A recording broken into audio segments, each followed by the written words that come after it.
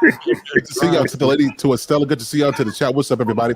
Now, I keep hearing us bring up the Disneyfication of relationships with women, and it is true. That has been mass marketed to our ladies, but fellas, we got to take some ownership in that as well. Now, let's go to the 80s and 90s music, right? Let's we help to perpetuate this pedestalization of our sisters, us wanting to have sex with the most beautiful of women.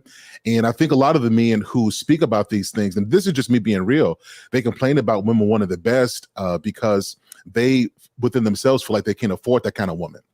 And so some of the argument is not really genuine. They're not coming from a place to where, you know, they're their best, and at their best they're seeking women.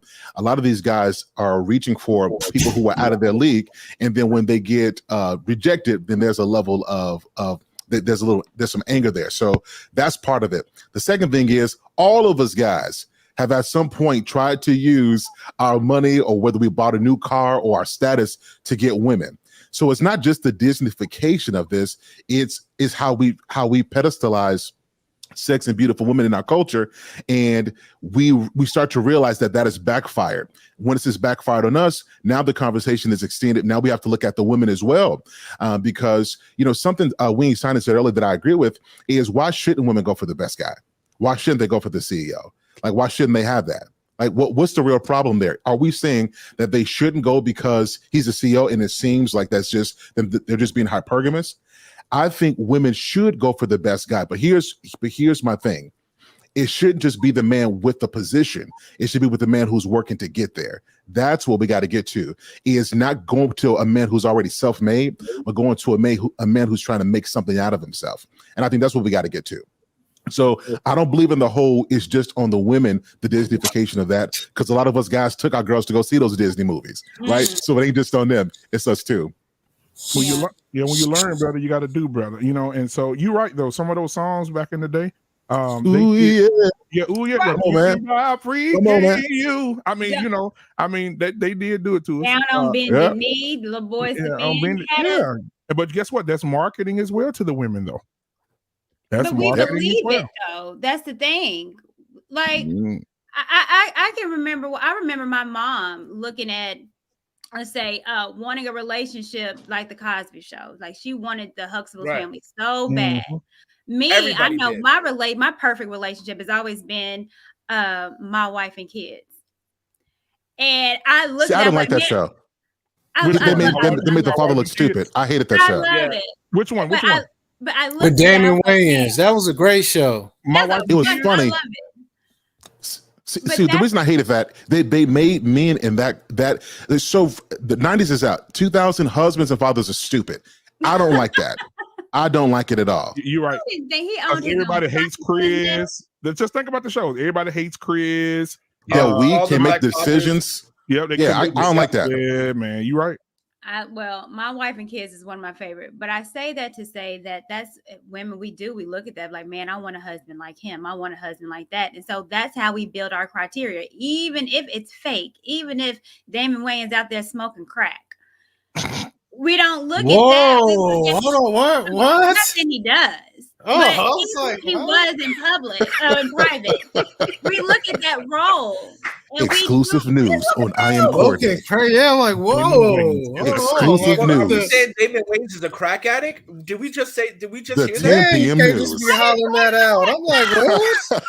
I wouldn't call him a crackhead. I'm just saying. That's what it sounded like. The Wayans brothers is smoking crack. Oh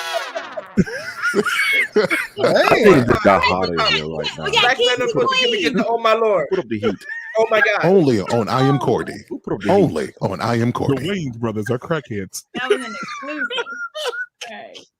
What's going on, King and Queens? How are you? Hello there. How you doing? Thank you for having me on, and apologies for earlier on. I didn't know. I think I was looking at some stream that was a little bit behind or something like that. So thank you for having us on. Well, thank you for coming. Shout out to the UK. Yeah, this place. I think you got a brilliant topic today, and it's a serious one, you know. And I think Sahel was making the point that this whole thing about is partly our fault as men. I don't want to misquote you, Sahel, but I think that's what you were. I think you were saying. Yes, it's like partly on guys. Yes, about the music. You see, my whole background's music. I've been doing that for God knows how many years. You see, here's the thing: accountability, and I think Derek said it earlier on, and he's totally correct.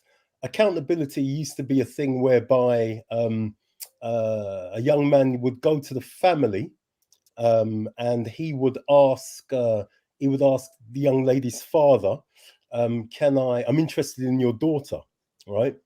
And so so you see, the idea is that a young lady would move from the covering of her father to being under the covering of a husband, right?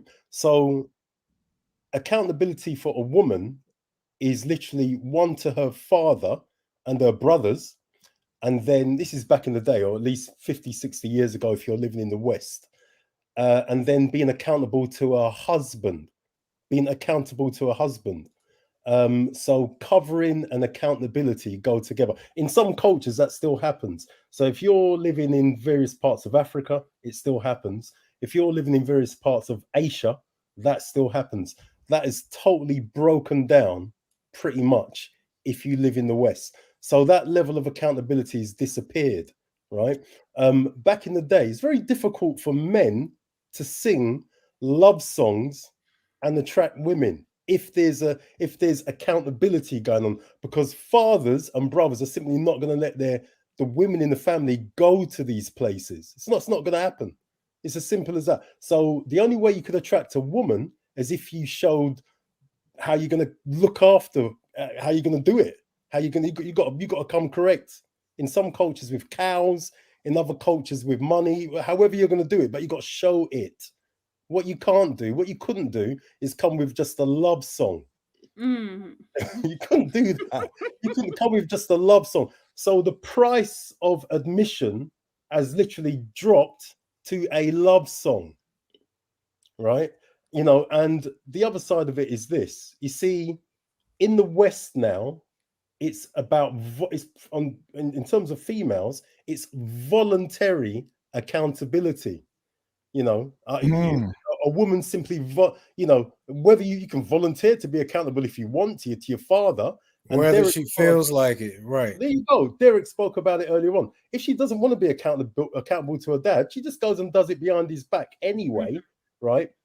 And whatever happens, and then someone's got to come and mop it up, and then and then it's if you say to your daughter, "I told you so," you're being mean. You're being mean, right? And that's what Kevin does. He just simply says, "I told you so." Look, what do you think was going to happen, right? And then you got a lot of fathers that are basically seen as being mean because they simply said to their daughters, "You never told me. What do you think is going to happen?"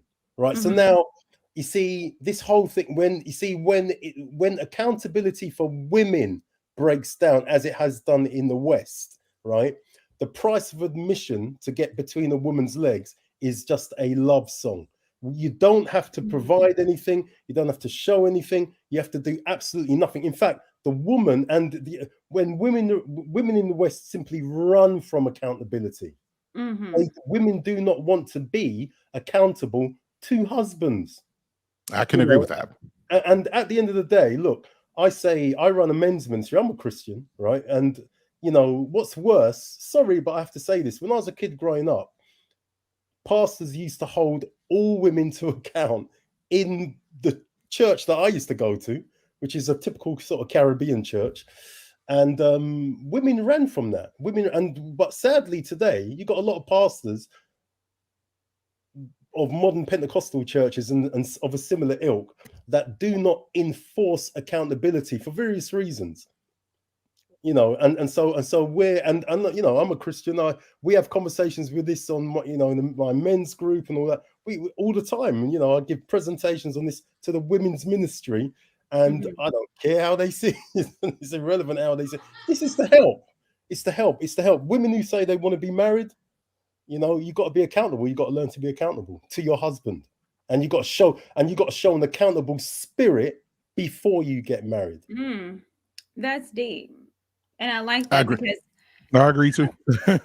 yeah. And I think that spirit is, again, where we talk about, you becoming a wife before you get married.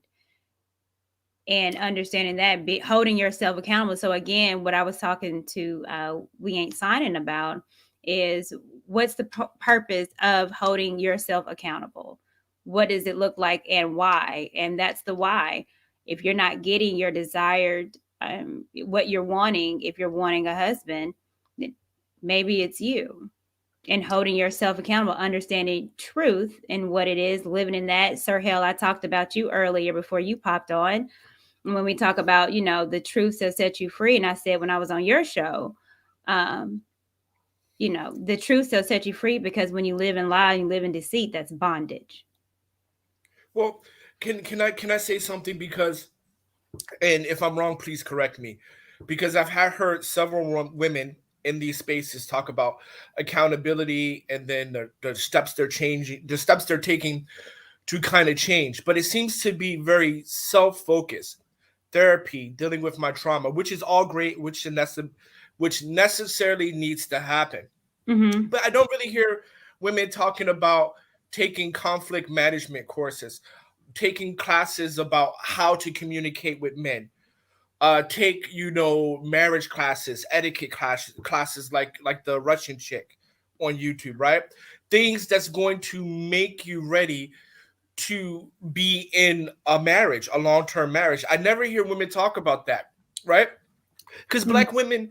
Okay, let me say this in a very. I think I heard Courtney say that one time though. I did. I'm not internalizing it to anyone. I'm just broad strokes, because I don't like to internalize and make it personal. Right. Broad strokes. The women this does not include any woman on the panel. That is the disclaimer. Does not include any woman on the panel or in the chat. But I never really hear those type of topics like, okay, I'm taking this marriage class, I'm taking this communication class, because for the most part, American women aren't trained to know how to communicate with a man, right? Now, not all, but in majority, right? Like, now the environment is as such that, women needs come first, instead of let's meet each other needs. Let's both put each other first, right? So, I just want to say that. Yeah, I remember. I don't know what show you were on, Courtney, but I remember you saying that women that are not of the Black race are taking classes on how to get Black men. I remember you saying that like a while back, like you. Yeah, I did. I did say that a while back, which is true. Well, I want to say that because a lot of American men are now overseas. They're over here. A lot of white guys. A lot of white guys. More Black men are now traveling. Right. The SYSBM, the Passport Bros, the group that I belong to, are growing more. I know that Courtney hates that, but I really don't understand why Courtney doesn't want the best for me, and it's really hurtful. But anyway, it's all good. It's all good. I do want the best. I want the best for Courtney. Well, thank you, and I do want the best for you. I just happen to think what's best for you. What? So you agree Black men should do whatever is in their best interest? So we agree. Look, okay. All right. I support. If you find love, you found love. I only have a problem when it's Black women or Black men saying I can't find it none with the Black woman or the Black man. No, we not. We just say do whatever's best for you, whatever that looks like. Well, can I get an "Oh my God, Black man" unfiltered? Oh my God. Okay, Courtney, we are cool for life. We are cool for life. I have no smoke. I'm gonna sit back and chill. I'll have smoke for you tomorrow, probably on Sir Hill's channel. So can I? Ladies and gentlemen, you heard it here first. Courtney endorses SYSBM. Do not. Breaking news again at 10:15. Yeah. Can I just say something about this SYSBM? I just heard about it literally. Then I'm going to go after you, kings and queens. Just a few days ago, and I find it quite interesting. For me, I'm a Pan-Africanist. I've been a Pan-Africanist for 25, 30 years. I'm a Christian. Some people think the two don't go together, but they do. Hey.